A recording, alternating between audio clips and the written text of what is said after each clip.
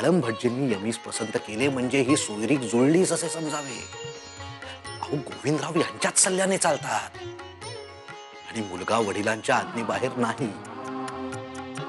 पहा, इतके दिवस थांबले यमीचे लग्न, ते याच चांगल्या ठिकाणासाठी म्हणावयाचे. परंतु बाळम भटजींनी अटच घातली आहे की ते वधू परीक्षेसाठी आले आहेत, हे घरात कोणाचाही कळता कामा नये. त्यांना आपल्या नेहमीच्या व्यवहारामधून मुलीवरच्या संस्कारांची पारख करावयाची. खरेच गृहस्थ विचारी आणि सुज्ञ दिसतायत. हीच पद्धत योग्य आहे. तुम्ही काळजी करू नका. आपल्या हिऱ्याची पारख करण्याकरता जाणता रत्नपारखीच आला आहे. आपल्या यमुनेच्या लग्नाच्या गाठी याच स्थळाशी बांधलेल्या असणार. खरेच माझ्या मनाची हुरहुरही तेच सांगते आहे. त्यामुळे आता आपल्याकडून कोणतीही चूक व्हायला नको. तिला छानसे लुगडे नेसवून तयार करा आता.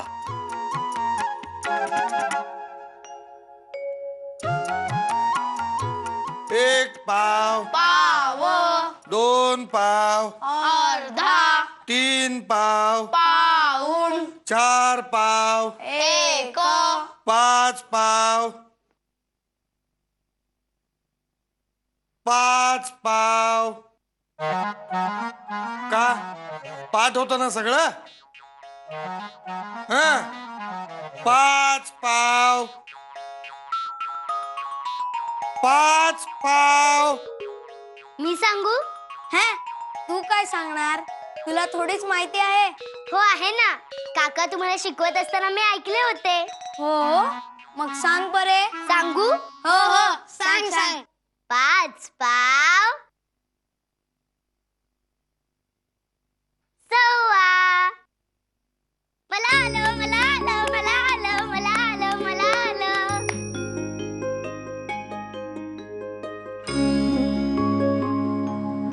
का पाठ होतं ना सगळं? मग आता कसं विसरलं? नीलांजन समाभासम रविपुत्र मेमाग्रजम छाया मार्तंड समुतम तम नमामि शनिश्चरम अर्धकाय महावीरम चंद्रात्य विमर्दम सिंहकाग्रव समुतम तम नमामि पलाशपुर संकाशम तारकाम रौद्रम रौद्रत्म घोरम तम की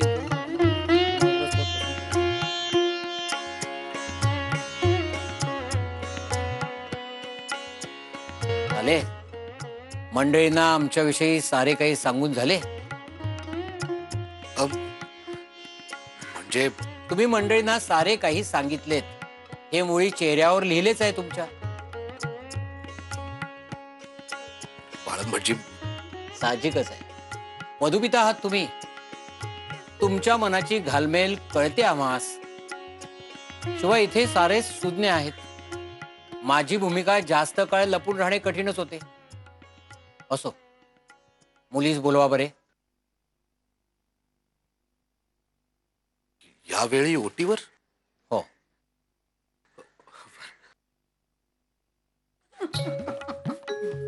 यमुना, यमू बाहेर या ओटीवर.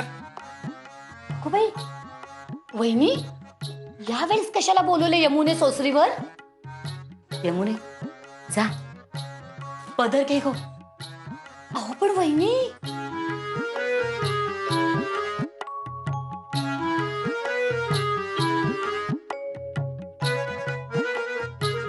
ये बाहेर ये.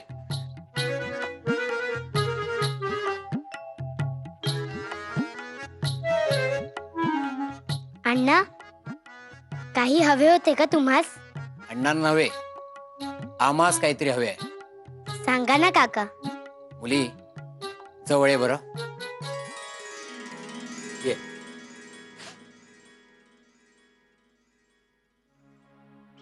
मुली आम्हास खूप भूक लागली. काहीतरी खायला हवं. आईचा स्वयंपाक होतच आलाय. अर्ध्या घटकेत पाने मांडावयास घे असे आईने सांगितले आहे. हो, पण आम्हास तेवढा वेळ धीर धरता नाही येणार. काहीतरी खायला हवेच.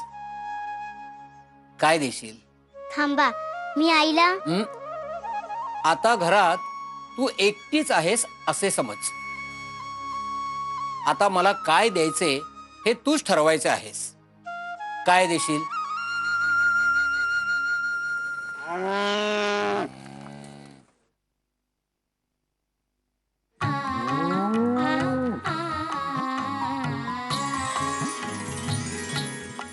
थांबा, मी आत्ता आणते.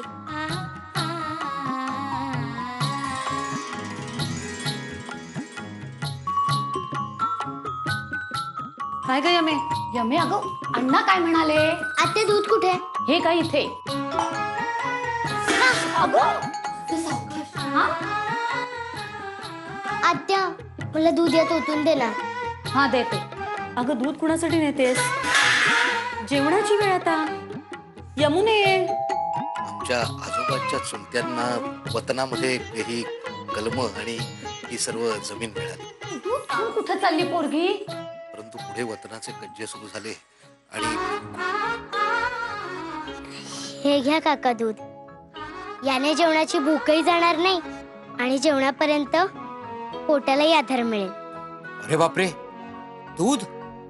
नाही, उत्तम आहे, पण आम्हास कफाचा त्रास आहे. आता हत्तीच्या एवढंच ना? मग मी दूध गरम करून त्यात सुंठ आणि हळद घालून लगेच आणते. आणि केशराची काडी तर यात आहेच, म्हणजे कफाचा त्रासही होणार नाही. मी आलेच हा.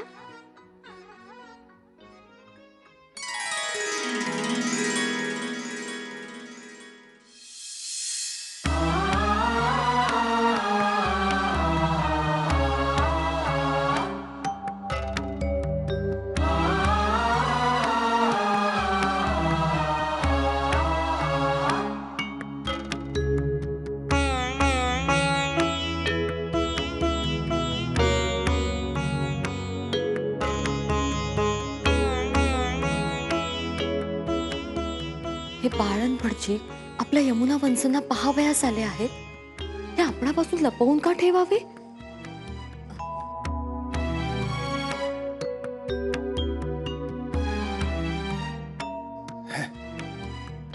इतकी कसली चिकित्सा?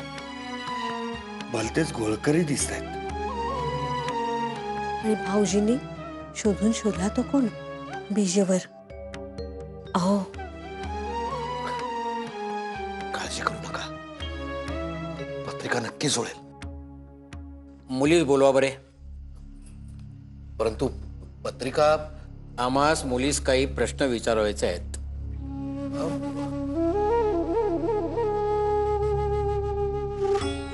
होय होय. यमे, हो.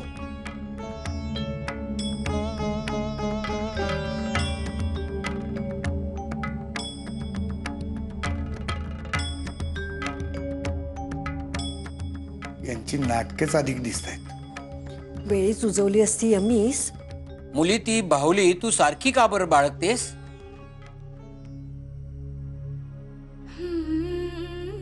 ही ना, ही माझी मैत्रीण आहे.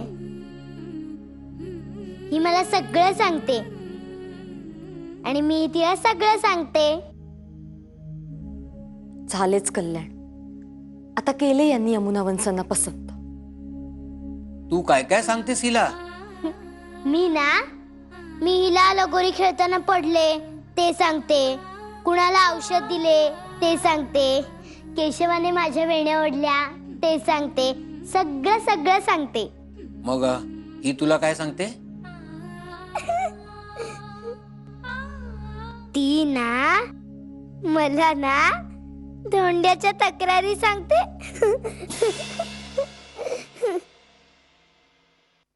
धोंड्याच्या तक्रारी म्हणजे? तुम्हाला माहित नाही का? हिचा नवरा धोंडा.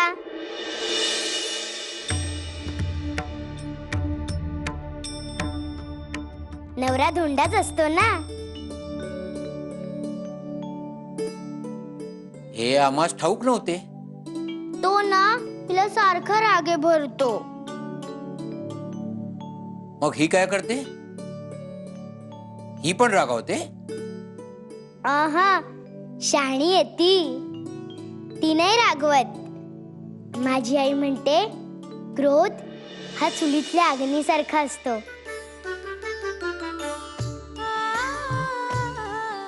लाकडे पुढे सारून तो कधीही भडकवू नये. लाकडे बाहेर काढावी आणि अलगद हाताने पाणी शिंपडावे. म्हणून दोंड्या जरी रागवला ना तरी ही अजिबात नाही रागवत, शांत राहते. मी शिकवले आहे तिला सारे. धोंड्या.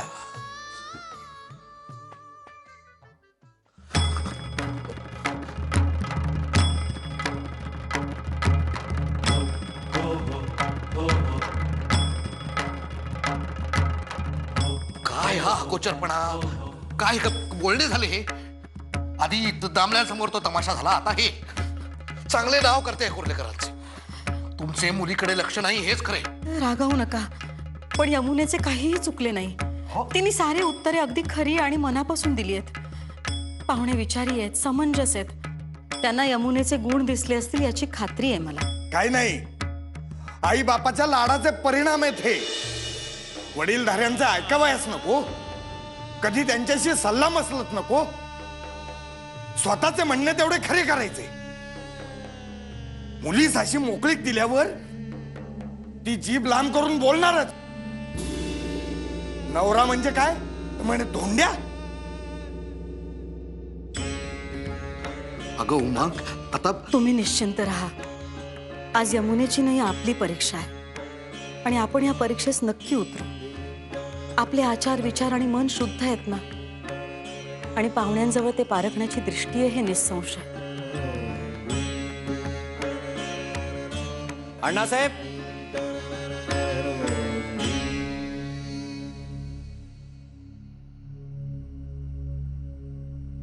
काय झाले बाळंभटजी? म्हणजे आपला निर्णय, आमचे काही चुकले का? चुकले? तुमचे चांगले चुकले अण्णासाहेब. पण देणे घेण्याचे सारे जुळावेच नको, म्हणून स्पष्टच बोलतो. दादा,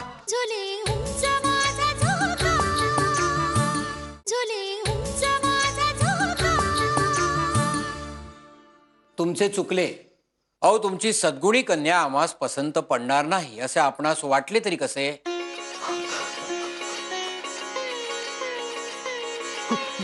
म्हणजे यमुना आम्हास पसंत आहे.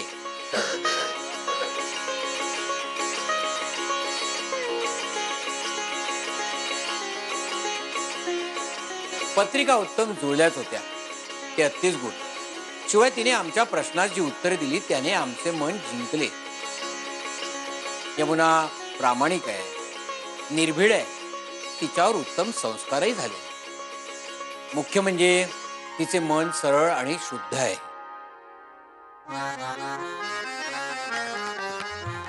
यमुना आम्हास पसंत आहे.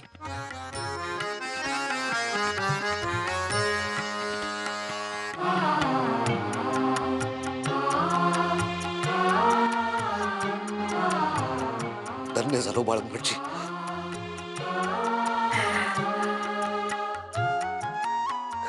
ही सोयरीक पक्की झाली. हो, अगदी 16 आणे. हो, पण देणे घेण्याचे सारे जुळावेच नको. त्या बाबतीत गोविंदराव रानड यांच्या स्पष्ट सूचना आहेत. आम्हास फक्त मुलगी आणि श्रीफळ हवे आहे. मुलीचे सद्गुण हीच आमच्यासाठी वरदक्षिणा.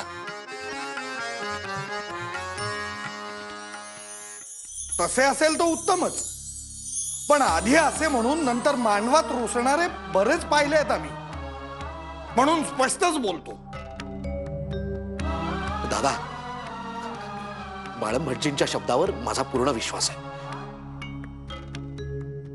आणि हे कार्य निर्विघ्नपणे पार पडेल यात तिळा एवढी शंका नाहीये आम्हाला. काकासाहेब, आपलं बोलणं रास्त आहे, पण आमच्या या कार्याच्या बाबतीत तसा कोणताही प्रसंग उद्भवणार नाही याची खात्री बाळगा. खरोखरीच ही परमेश्वराची कृपा आहे. कुलस्वामिनी समोर साखर ठेवून येते. हो, चल.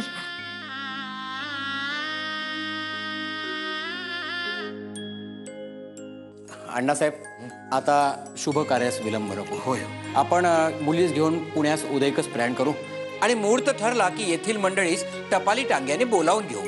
हो हो अगदी.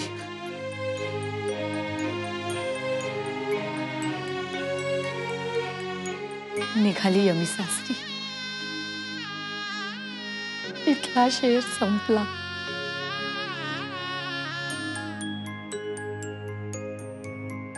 चला एकदाचे गंगेत घोडे न्हायले म्हणायचे. यमुना वंश पाहुण्यांच्या पसंतीस उतरल्या हे फार बरे झाले हो. आम्हास तर धास्तीच होती. आणखी किती वर्ष लागतात त्यांना उजवावयास. आम्ही काय म्हणत होतो, घरात एवढी चांगली गोष्ट घडतीये पण काकांना आनंद झाला असे म्हणावयास जागा नाही. का आपण आज असे वाटण्यामागचे कारण काय? अहो यमुना वंशनचे हे स्थळ जुळवताना काकांचे मत विचारात घेतले नाही. त्यात तुमच्या आई आल्यापासून काकांना दुय्यम स्थान दिले जाते असेही म्हणणे आहे हो. काकांचा स्वभावच आहे तो. आपण दुर्लक्ष करावे झाले. आणि स्वभावास औषध नाही. नाहीतर आईने एखादे चाटण करून नसते का दिले. काकांचे माहित नाही पण यमुना वंशनचे वडील बंधू म्हणून स्वारींचंही मत विचारात घ्यावंसं वाटलं नाही मामांजींना. मामांजींचं सोडा पण सासूबाईंचा एवढा पुळका तुम्हाला. पण त्यांनीही सुचवलं नाही तुमचं नाव मामांजींना. उठा. विषयाला हात घातलात येथपर्यंत ठीक आहे. यापुढे जीवनी जास्त वळवळायला लागली तर छाटून हातात देण्यास मागे पुढे पाहणार नाही आम्ही. आई आणि अण्णांबद्दल एकही वाकडा शब्द आम्ही खपवून घेणार नाही.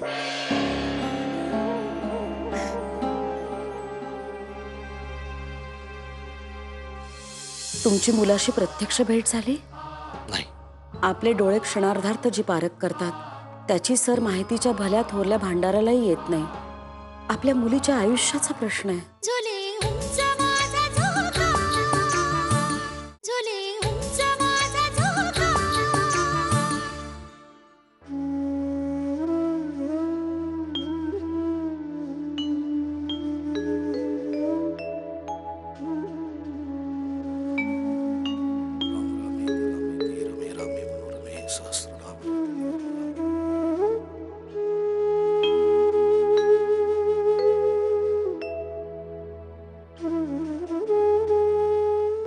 उमा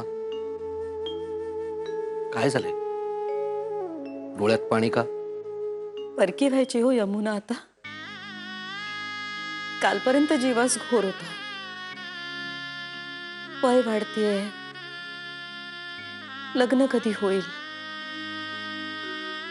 लोक काय म्हणतील. पण आज वाटतंय कितीही लग्नाची घाई. पोरा जाणे कसे होईल हिचे सासरी. काळजी करू नको सुमा. माणसे लाख मिळालेली आहेत. खचितच ही सोयरीक आपल्या कुळाचा लौकिक वाढवणार. रागावू नये पण मनात शंकांचे काहूर माजले. मुलगा बिजवर आहे हाच विकल्प आहे ना तुमच्या मनात?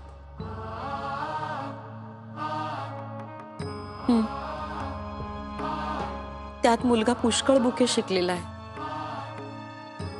नव्या विचारांकडे कल आहे त्याचा असे ऐकले. आमच्याही कानावर आले आहे ते. परंतु गोविंदराव रानडे अगदी सनातनी वळणाचे. भलत्या भ्रष्टाचारास थारा देणारे नाही. आणि मुलगा शिकला असला तरी अगदी सालस आणि वडिलांच्या आज्ञेबाहेर नाही असे बाळंभटजींच्या बोलण्यात आले. तसे असेल तर कुलस्वामिनीची कृपाच म्हणायची. नवी सासूरवाशीण एखाद्या कोवळ्या वेलीप्रमाणे असते. ज्या वृक्षाच्या आधारे नव्या मातीत रुजावयाचे तो वृक्ष भक्कम हवा. अहो, तुमची मुलाशी प्रत्यक्ष भेट झाली? नाही.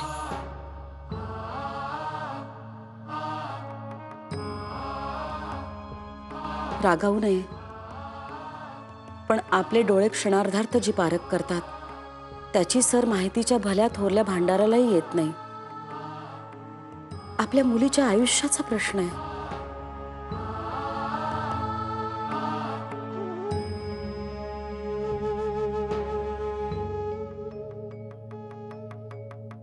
तुमच्या बोलण्याने माझे मनही कातर झाले आहे. तुमचे अंतर्मन काय सांगते? माझ्या अंतर्मनाचा कौल या सोयरिकीच्या बाजूने आहे. होय ना? झाले तर मग आता मन शांतावले. यमुनेच्या सुखाची चिंताच मिटली. आता तुम्ही यमुनेला घेऊन पुण्यात जाल ते थेट विवाहाच्या मुहूर्ताचा निरोपच धाडाल याविषयी मनात शंकाच उरली नाही. ठरले हो आपले यमुनेचे लग्न.